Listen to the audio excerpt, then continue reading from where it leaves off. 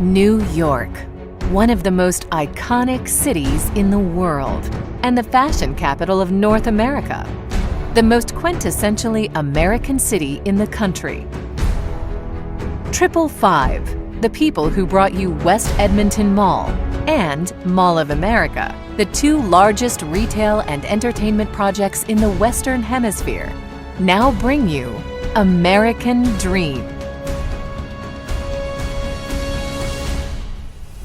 Situated in the best market in the world, American Dream is located minutes from Manhattan and lies within a 50-mile metropolitan area of 21 million people, with an average annual household income of nearly $100,000. Named the #1 U.S. vacation destination by TripAdvisor, the New York Metro enjoys over 54 million visitors a year with spending that exceeds $55 billion. 3 airports within 30 miles of the site service over 100 million passengers annually. American Dream is situated at the most traveled intersection in North America, where the 3 main highways combined allow for over 112 million vehicles a year to pass the property. Just minutes from the heart of New York City, American Dream will combine flagship retail, world-class attractions, entertainment and theater venues, and over 400 shops and restaurants. Like nothing you've ever seen before, American Dream will become a must-see in America's #1 market. Welcome to American Dream. With approximately 3 million square feet of shopping, dining, and entertainment featuring the world's best brands, including Saks Fifth Avenue and Lord & Taylor, American Dream will become one of the most visited destinations in the country, with a projected 40 million visitors annually. American Dream is the location for global brands looking to debut their latest flagship stores, as this project is a showcase for the best and brightest retail concepts. FAO Schwarz will be relocating its Fifth Avenue Manhattan flagship to American Dream, while H&M will be debuting its largest store in the world. Home to over 15 restaurants and over 40 eating establishments, American Dream will provide a mix of nationally known and new concept fine dining options. Sure to please even the most discriminating palate, American Dream will also host a gourmet food hall and the world's first ever kosher food court, boasting the Western Hemisphere's first indoor snow and ski hill, an observation wheel nearly as tall as the Statue of Liberty with stunning views of New York City, and an NHL-sized indoor skating rink. American Dream is a world-class attraction. One of the main highlights will be the largest combination DreamWorks theme park and water park in the world, featuring the steepest roller coaster, the tallest indoor spinning drop tower, tallest body slide, and world's largest indoor wave pool, all open 365 days a year. American Dream, like nothing that's come before.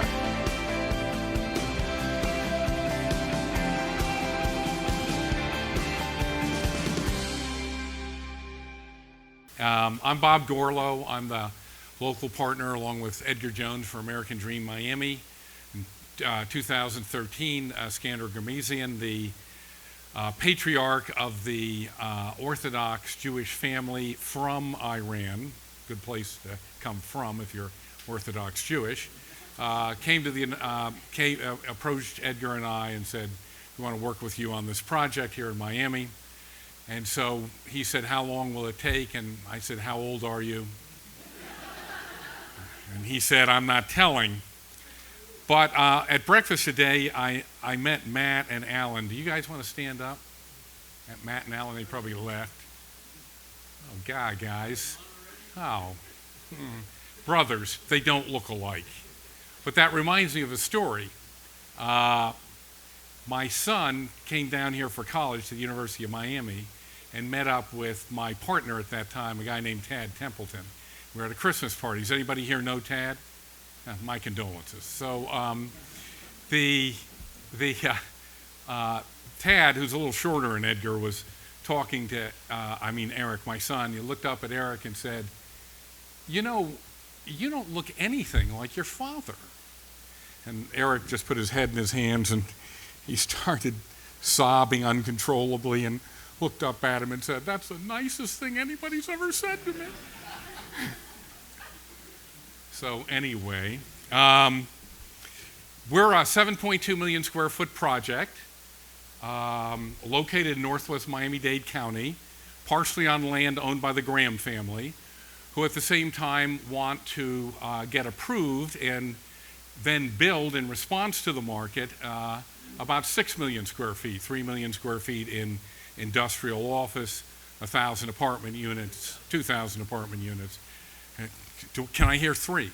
And 1 million square feet of additional retail, which doesn't make any sense at all. That's because all this was put together quite a while ago, in 2013, 2014. You all know how much things are changing thanks to the presentation we just heard from from Jeff. And quite a presentation it was. American Dream Miami is to sort of fulfill the dream that most people have, is now that robots have our jobs, robots have our cars, what do we do with our life? Well, come to American Dream Miami. We have a lot of jobs. We have a lot of jobs. We're going to be building fairly high as to be resilient against sea level rise. We're at the interchange of major freeways so that all the transportation and the transit elements can come here. Because we're working with the Grahams, it'll be like a new city. We want the Grahams to build more residential, not only to take advantage of the transit, but because we'd like people there and have everything to do in one spot. In fact, somebody mentioned virtual reality, right? So if we can all sit at home and plug into virtual reality, have all our meetings in our minds, we don't need real estate at all. So we'd be in real trouble then, so let's hope it doesn't go that far. So we'll have a full-time, what'd I do? Cirque du Soleil will be there as part of the other elements. It's about as big as the Pentagon. The parking garages will be designed to retrofit into residential, as they should be. It will be high to resist sea level rise. I can't convince them to build it on pontoons, but we'll have regular foundations. We're working with the city to have a major county to have a major transit center located there. We do believe in driverless cars and all that stuff coming in the future. We'll have to build 2 freeway interchanges, totally unnecessary as we, in the future, but we have to anyway. And so those will be great skateboarding ramps in the future for those of you who are young enough. But the idea is to take advantage of this location where you can plan a new city over both our location and the Graham location and integrate them so that millennials and all of us will have all the things we need to do without having to go all over South Florida to do it. In doing that, we keep a lot of cars off the road, but we know in the future there won't be a lot of cars other than driverless cars. The idea is to make it an entertainment mecca. By the way, Disney, I'm told, I don't know, I do own some Disney stock, but I'm told that Disney kind of breaks even if you look at their theme park revenue and stuff, but makes a lot of money on the mouse ears and sabers. We're kind of doing the same thing. We're going to have a theme park. This is, and you'll see more about this, this is the one in Minnesota. We'll have a water park. We'll have an aquarium with the sharks and all the sea life. And, you can walk through it through a glass, enclosure, a plexiglass enclosure. You can also get around it in a submarine lake, that'll be a plexiglass submarine that's untethered, it's driverless naturally, but it's not attached to a rail. We'll have an Art Deco village, which is where the nightlife will be, restaurants, nightclubs. The Cirque du Soleil will be there, the Russian ballet, a 3D theater. In addition, most of our theme parks and entertainment is themed by some Hollywood group, as you saw there with DreamWorks was doing the one in New York. The idea is to bring the excitement of the sort of international entertainment to the theme park. We'll have a ski slope. You guys can practice your skiing. It's supposedly going to be twice as high as Dubai, but you can have your children learn to ski there. You can have your children learn to ice skate and ice dance on the skating rink, of course the water park, and I can't talk them out of miniature golf, which they love. Bowling is, yeah, it's there too. The thing is located in northwest Miami-Dade at the intersection of I-75 and the Homestead extension of the Turnpike. In addition, the Gratney is to the south. By the way, that ends up being an excellent location from a traffic perspective, those of you who believe in traffic, because the state is expanding those two highways and there's plenty of capacity. We're building these two interchanges. This will be a new one. This will be a larger and improved one. There, people say, Bob, what about the traffic? Think of all the traffic. And I said, we were born yesterday. You mean actually there's going to be traffic? We never thought of that. But actually we worked with FDOT 2 years prior to even applying to the county. We knew exactly what the traffic situation would be. We chose this location because of the extra traffic capacity being built on these two freeways. Miami Gardens Drive, however, has been a failed road since 2006.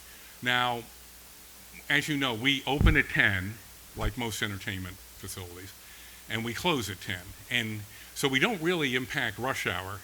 In the morning, in the afternoon, we've taken a poll, and we've yet to find a person enthusiastically, or a lady who enthusiastically says, I want to go to Louis Vuitton, and I want to go in 5 o'clock rush hour traffic. Normally, they kind of avoid rush hour traffic. So we're actually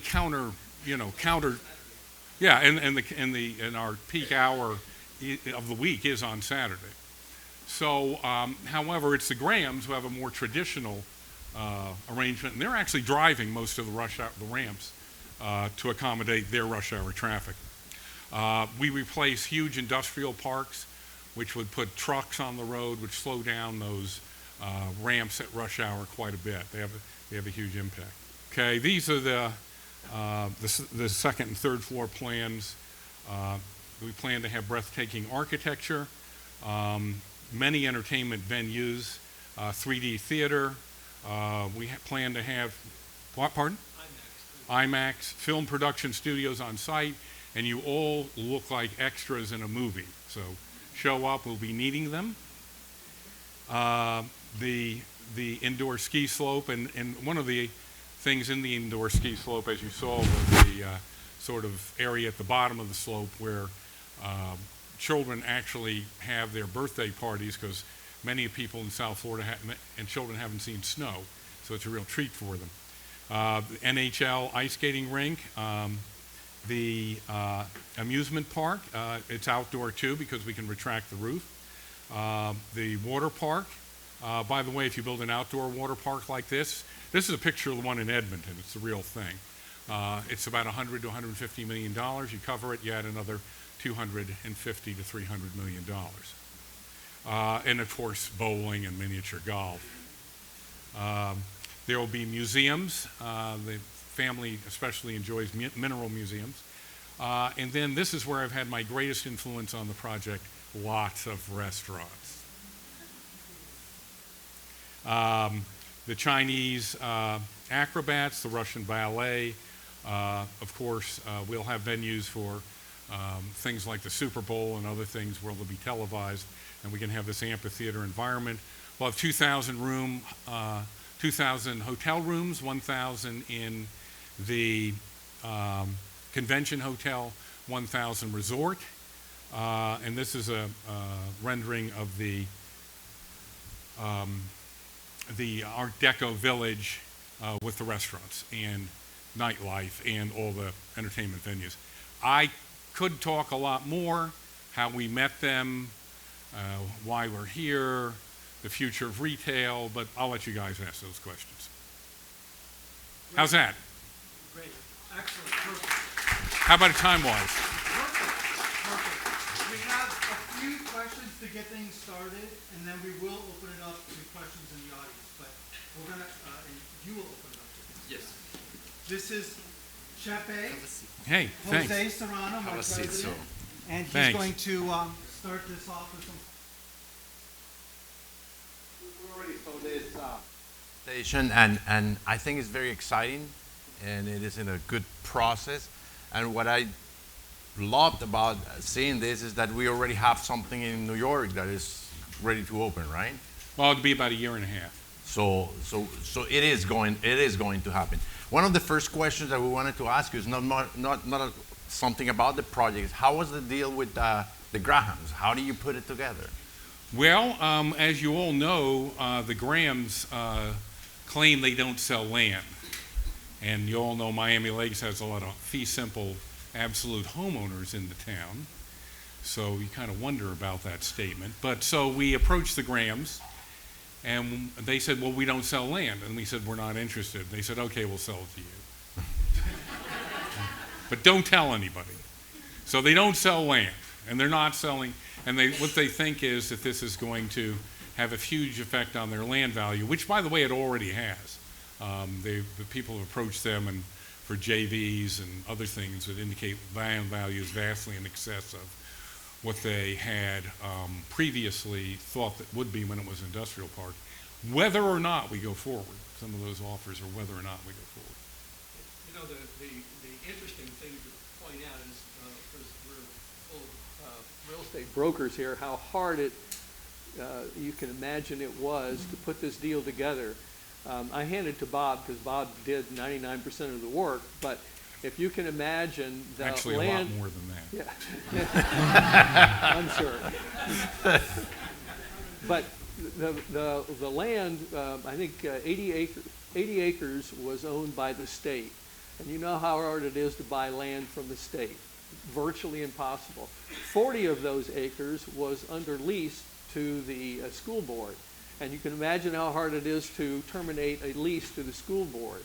So those two things were insurmountable, in my opinion, to begin with. And then add to it the Grahams, who don't sell land, which they own another 50 acres or something close to that. It'll be about 80 acres when we're done. And then in addition to that, there were like 3 or 4 other owners of land in the area that we had to, or Bob had to, get to sell their land. So it was a daunting task that I still hand it to him for being able to pull it off. You were recently in the news, I think, yesterday. I was?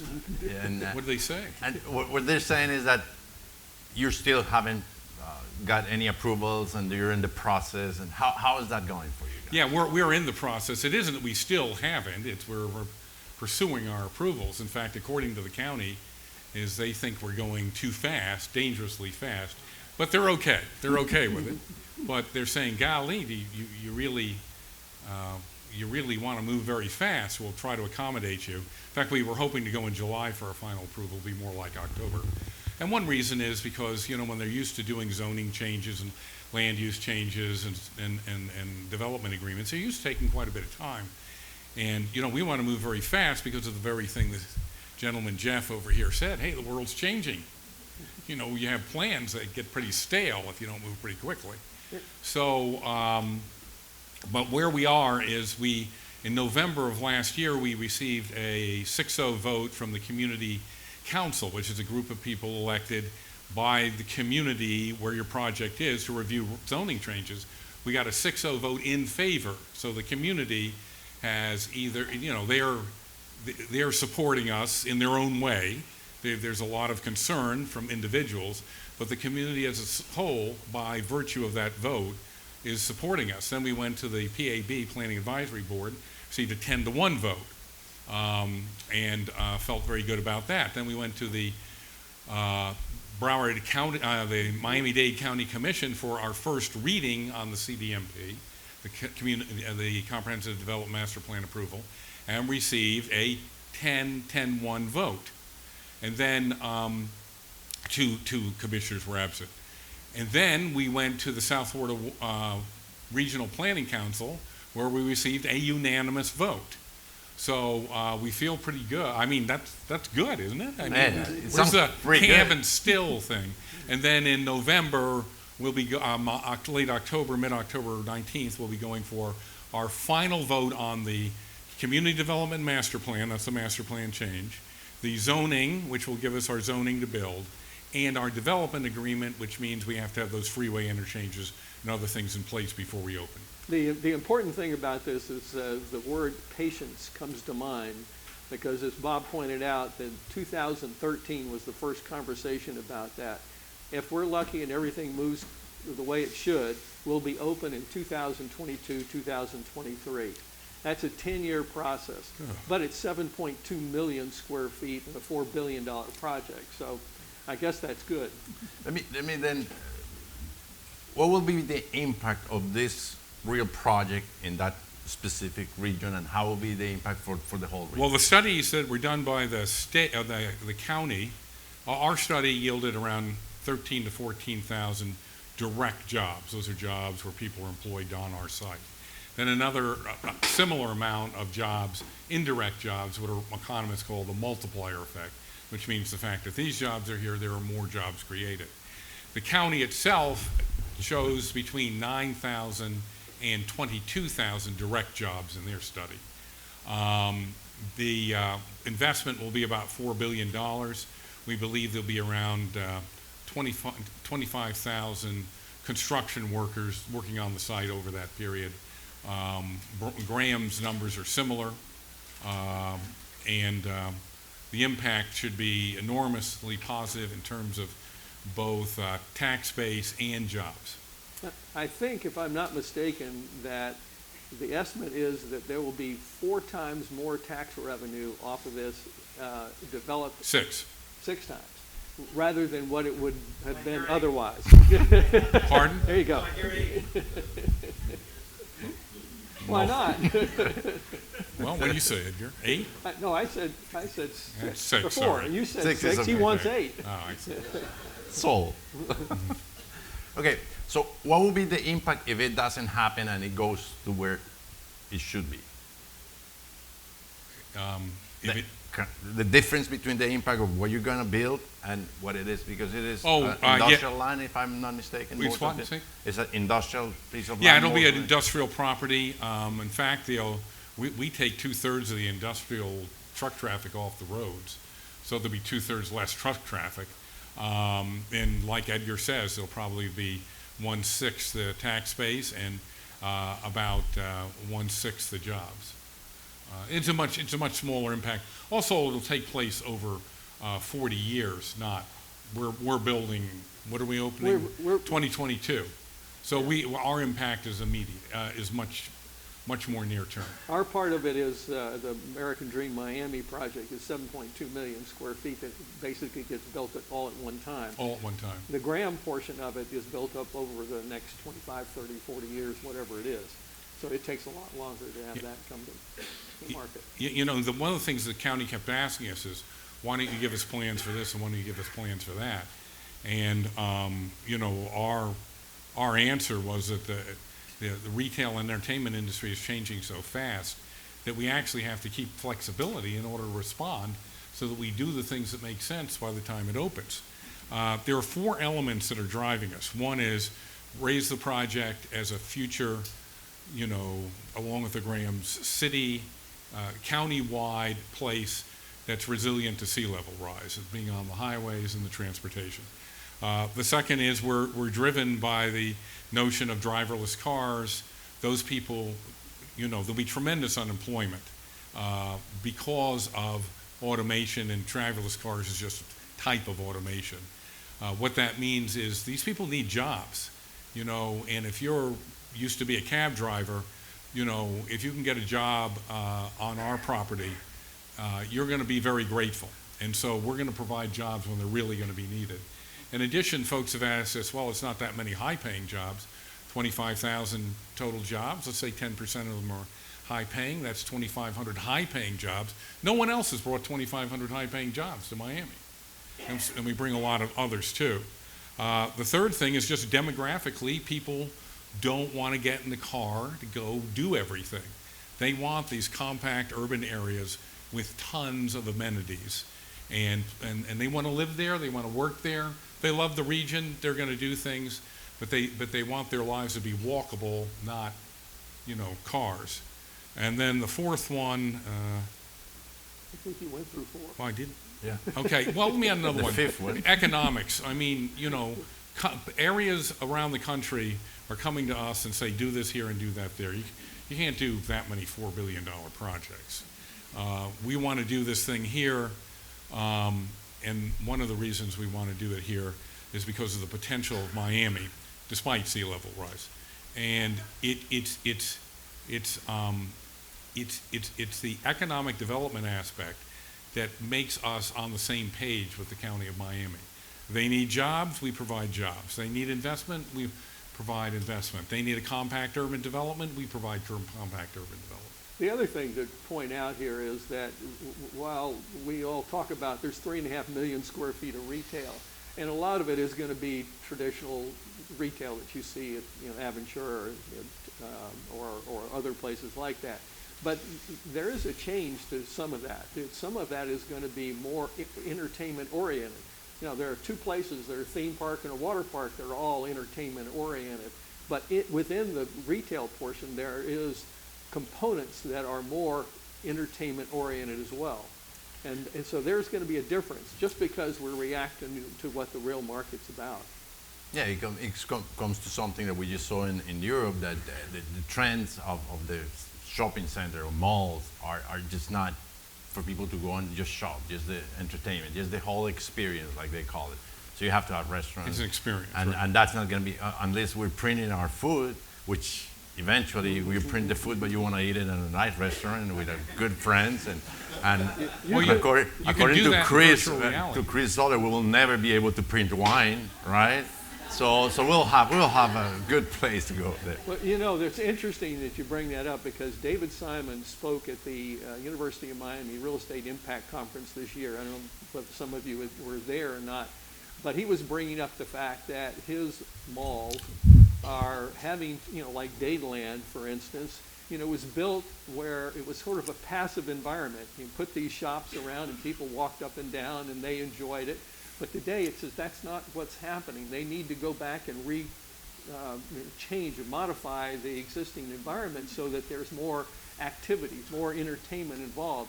And I guess in part that's why he is part of 3 mall owners that are fighting this project. They don't want to compete with this project, so they're trying to kill it. Basically, they cannot compete because they don't have the capability of just repurposing the whole Dayland Mall to make more entertainment, which they have tried and we've seen it. And that's the trend in Europe. Every place that you go now in Europe, like in Milan, if you go to the new place that it is called Porta Vecchia, I think is the place, they built something that it is just to have fun, and then you're shopping. And you buy the tie that you were not going to buy because you're there, you're having fun. Your wife says, buy it anyway. So. Well, the trend in retail, now that I have this thing, the trend in retail is really for people to buy online. And there's a great reason for buying online. You save 7% sales tax right off the top. Ooh. So why not? Government will not be happy. And so knowing that, the retailers are looking to have places that are kind of like showrooms where people can go and see and touch the merchandise. It's going to be in places where there are large amounts of people, and they're not going to go that often. In other words, they're not going to go 6 times a year to buy a dress. They're going to go 1 time a year to go down to see what Zara has and feel it and touch it in a showroom environment. In fact, they may be down there, see that dress they want or that handbag, speaking to the ladies only here, and get on their phone and buy it over the internet. And there's an app, I understand, I'm no expert on this, although I do write code, on the internet. I wasn't lying, I used to a long time ago. Where if you buy this thing like within 2 weeks, let's say you buy a dress from Zara and it'll know you were at that store, the store gets credit or the environment gets credit.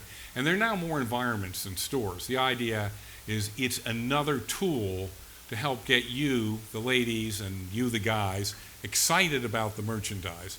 And, there's an old thing, you can spend your whole life at home, but who wants to? Everybody has to be somewhere, and that's the way we look at it. We try to create an environment where you want to be, not where you have to be. Where you want to go, not where you have to go. Well, that's why Starbucks is doing so well.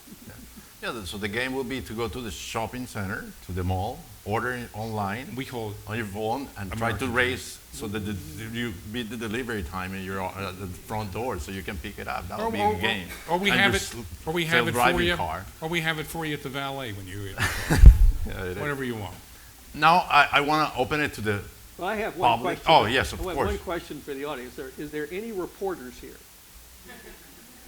Okay. I just want to make sure that you don't misquote us, because the last time I did a presentation, the person from Real Deal misquoted me as saying that we were going to start construction 3 years after the interchanges were built. It's 3 years before the interchanges, so So they that will we're be open open on same time. at same time. So the retraction was not visible by human eyes, unfortunately. Great. Oh, I want to add one more thing. Yes, yes. I would like to deferentially and politely make a suggestion to Jeffrey that he not only include Moore's Law, but Murphy's Law. That's why we're so jealous about we have flexibility. We have limited time. How much time we have? Couple of questions. Please. Thank you very much for bringing this project to fruition, and we look forward that it gets completed. All of a sudden now we have Broward County that is expressing opposition to this project, when this project is in Dade County. And how are you counteracting that opposition? Well, I don't know whether it's opposition, because we got a 19-0 vote at the South Florida Regional Planning Council, and a couple of county commissioners were there from Broward. They voted in favor of it. Broward has expressed concerns on the traffic impact. Our study addresses that. They naturally, are very protective of Broward County. We actually don't see any opposition as much as the sort of concern that Broward County should have on protecting the quality of life of its citizens. So we beg to differ with you, sir, and I'm sure you're thinking more of what you've heard from the newspaper, but officially we haven't been, quote, opposed as much as let's make sure it works for everybody. Should point out, too, that our traffic study is over 4,500 pages and has cost almost $1 million to do. By the way, that's like 5 times any other traffic study, so just in case Okay, you're we have curious. another question, baby. I wanted to ask you a question. We've been hearing the last 6 months here about the demise of the traditional retail, diamond mall, that type of situation. Other than the dining and entertaining component, are you designing the retail aspect to have flexibility to adjust it, say, if your projections for retail needs drop significantly? Yeah, we are. In fact, we're thinking instead of being 50% entertainment, we might end up 60% entertainment. But one of the things, it's hard, let's say, I don't know what we're projecting, 35 million visitors a year. When you have that number of visitors, you start being courted by people who aren't traditional retailers, people like Apple and Google and other people who say, this is a great environment for us to deal directly with people rather than through their devices. Yes. And so there's a lot of opportunity, and that's what this basically is. It's an opportunity for the commercial world to interact with the consumptive world directly in a huge, exciting environment. And that's the way we look at it. We don't look at it as, retail versus, and all the ideas that we heard earlier have to be taken into account, because when you build projects like this, if they're to be financially viable, they have to be able to survive all of this change, and not only survive it, but embrace it and provide opportunities for concepts that we have no idea now what they may be. But we do know that people want to interact tactily and directly with people, and this is an opportunity to do that. Go ahead. So one quick commercial. If for those people who are feel like this is going to be good for our community, which I certainly feel is going to be good for our community. Can we have a show of hands of people who feel that way? Oh, thank you so much. Great. We can use your help, and I can maybe work through Paul, but we would love for you to either go onto our Facebook page and like it so that commissioners know that our community is in favor of it, because they want to get reelected, so they want to know that the people here that are going to reelect them are in favor of the project, number one. Number two, we do have a petition that you can either get through online, or we can email it to Paul and let Paul disseminate it. And if you could fill that out and send it back in, we're just trying to show to the commissioners that people who live here want this in their backyard. Is that okay if Paul emails to you the petition? Remember, it's not officially from them, but he's just doing us a favor. Just before we finish, we have one last question that I didn't want to miss. You mentioned convention hotel. What actual convention facilities do we have? We don't know yet. We think that, we'll have convention space. We'll have convention space. I don't know to the degree, the volume of that. We'll study that as we go along. But what we want to do is, if we want to have meetings and conventions there, modest conventions, not huge conventions, we want to be able to accommodate. It won't compete with Miami Beach. It's not another Miami Beach. Very quick, Ken, I wouldn't pass you ever. Who are the owner developers? 555 Worldwide. Pardon me? 555 Worldwide. It's the Germazian family. The Germazian family. The Germazian. We're local partners. Local partners. Yeah. By the way, that's Ken Rosen. If you want his book, We know him.